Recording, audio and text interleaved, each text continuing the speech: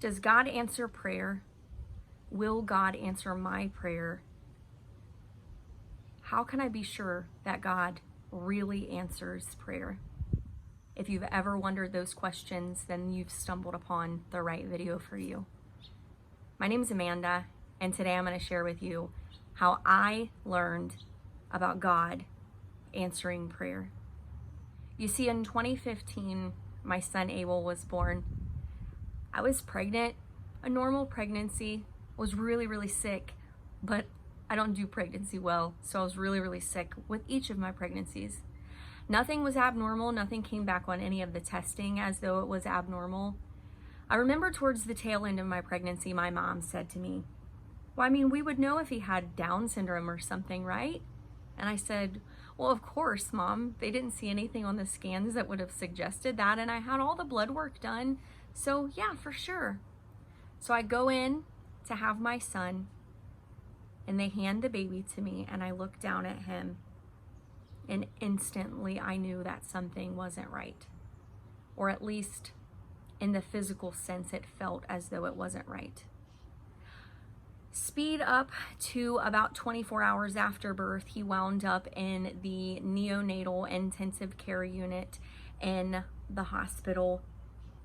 I stayed one day in the hospital and went down to meet with my husband and Abel. We were told that Abel had what's called soft features that would have been indicative of having Down syndrome. To be honest, when I looked at little Abel's face, Down syndrome was the first thing that popped in my head immediately. If you've ever seen someone with Down syndrome, you kind of know maybe the different look that they have about them, the almond-shaped eyes, the extra little space in between their eyes, the low-set ears. I began to pray.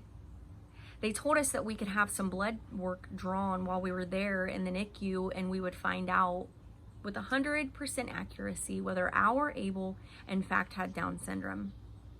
I began to shut down the mere thought of allowing myself to consider that Abel could have Down syndrome, because Abel couldn't have Down syndrome, because if Abel had Down syndrome, then that meant that God wasn't a prayer answering God. If Abel had Down syndrome, then that meant that God wasn't faithful to those who are faithful to him. And if Abel had Down syndrome, that would make him less than perfect, and that could not simply be the case for me, not for Amanda, not for the one who had given her life back to the Lord and was seeking him with all she was, with every fiber of her being, trying to be a Christian mom, trying to be a Christian wife, pushing through life, encouraging others, and sharing with the world how amazing this God that we serve is. If Abel had Down syndrome, then that meant that this God that I serve was flawed, that he wasn't fair, and that he was being unjust. If Abel had Down syndrome, then that somehow meant that God did not actually answer prayer, because Amanda went